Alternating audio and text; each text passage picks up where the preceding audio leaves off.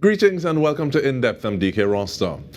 Naparima Bowl Jazz and Culture Festival is on Saturday, 15th April 2023, and while it will be a fabulous event in and of itself, music, people, and all, of course, South is love, we are also speaking about developing a culture that fosters the development of festivals in Trinidad and Tobago. Artistic Director of the National Steel Symphony Orchestra, Kareem Brown, and General Manager of the Naparima Bowl, Marlon DeBique, they join us for this conversation.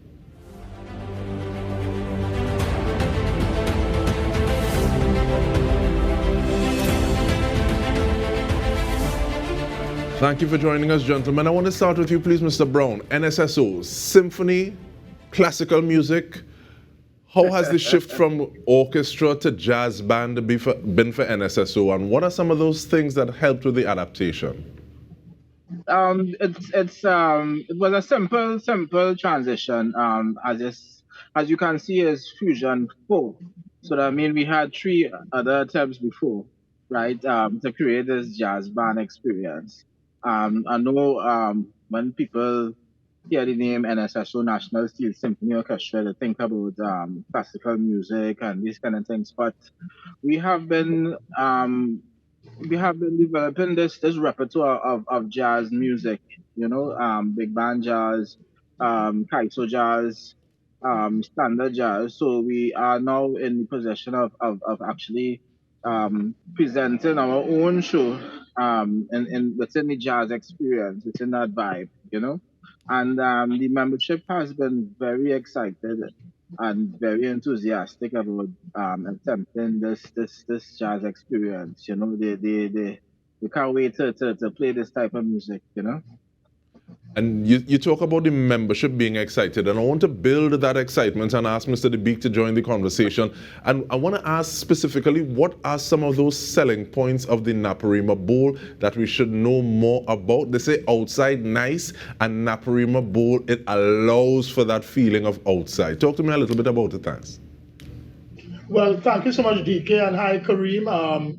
The thing about Naparima Bowl, and it's almost like a brand new discovery for a lot of us who come to this space every time we have a show that's outdoor.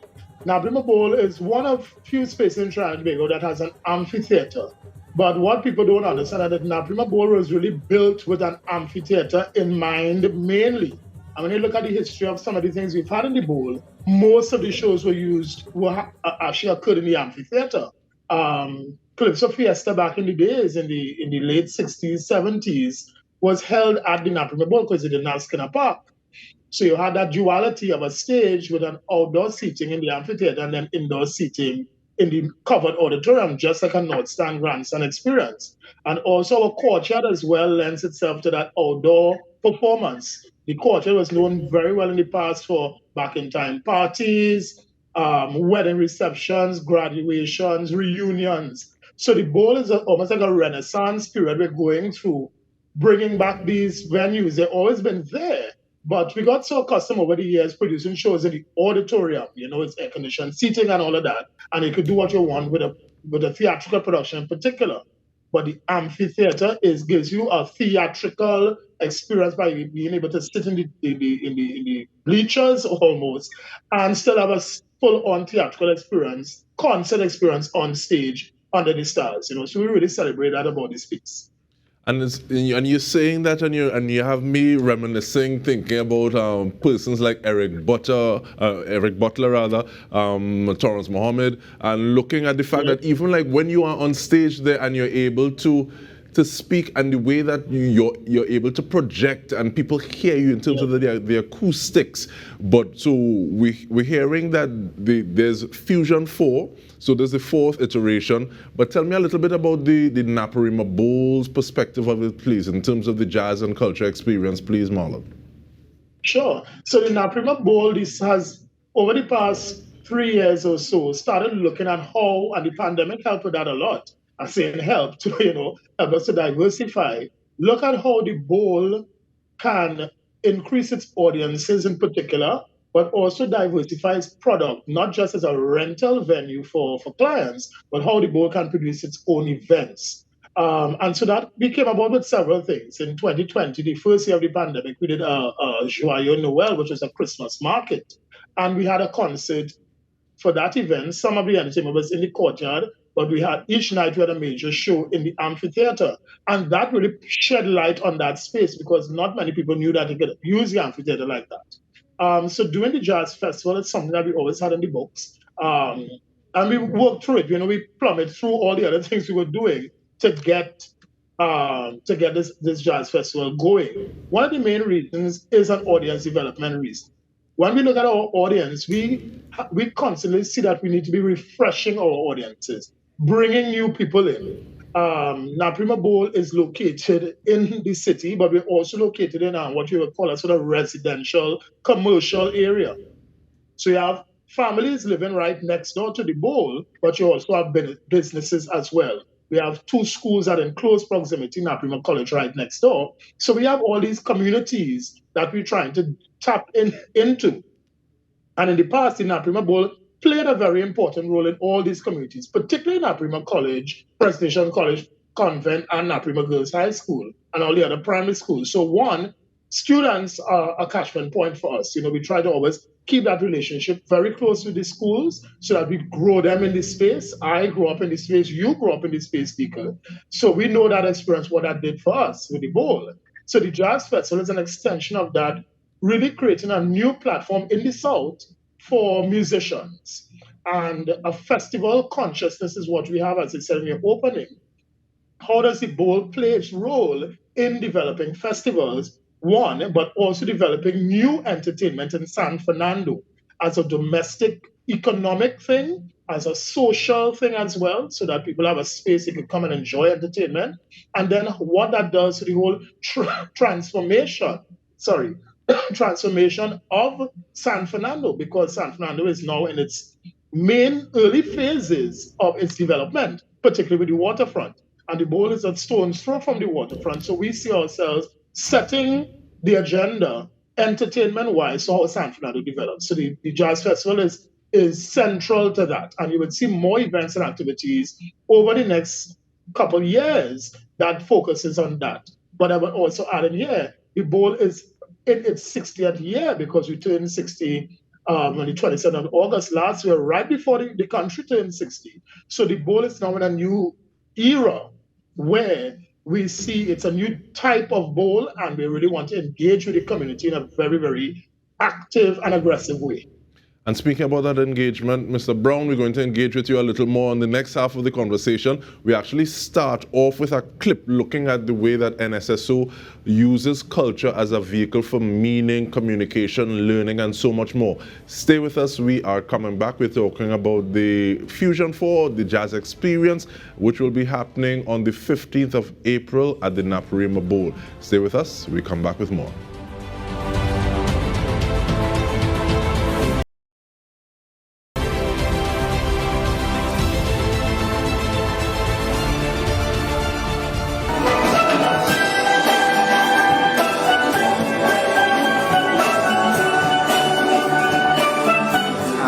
So we got to play with the NSSO today. We got to see them perform a little bit for us, and then they taught us a tune, and we got to play it with them. And it was crazy to see how like they're furthering art form with the steel pan, specifically like a super high level to see professionals do it. We got to see a bunch of pan yards over in Trinidad, but to watch that, like something I'm more used to being a Western musician and a classical percussionist, to see them, further develop it in that way was mind-blowing.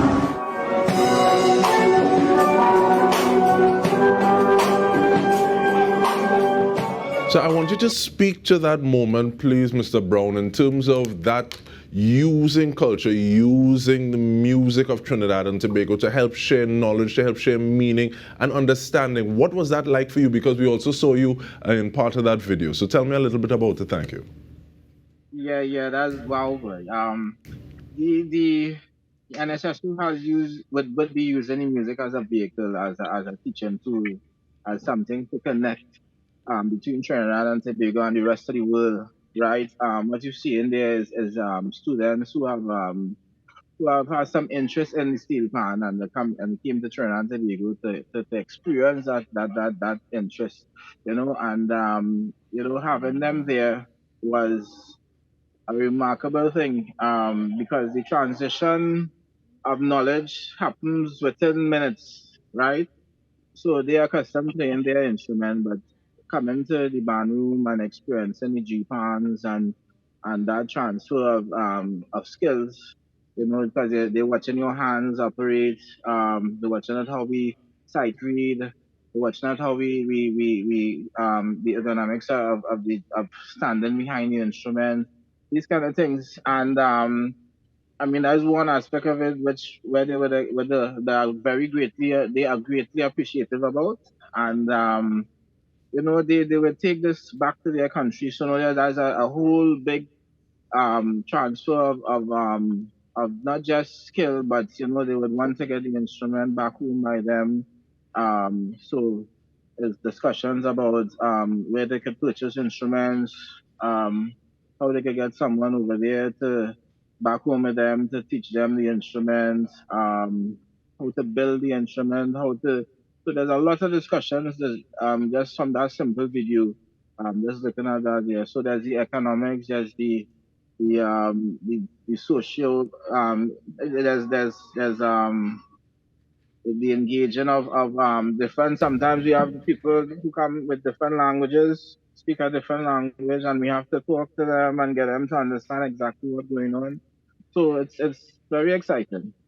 And that video, I can't even remember. I mean, where did you get that video? I try to figure out But it's one thing to say, okay, well, you're touching hands basically across the waters with people from outside of Trinidad and Tobago.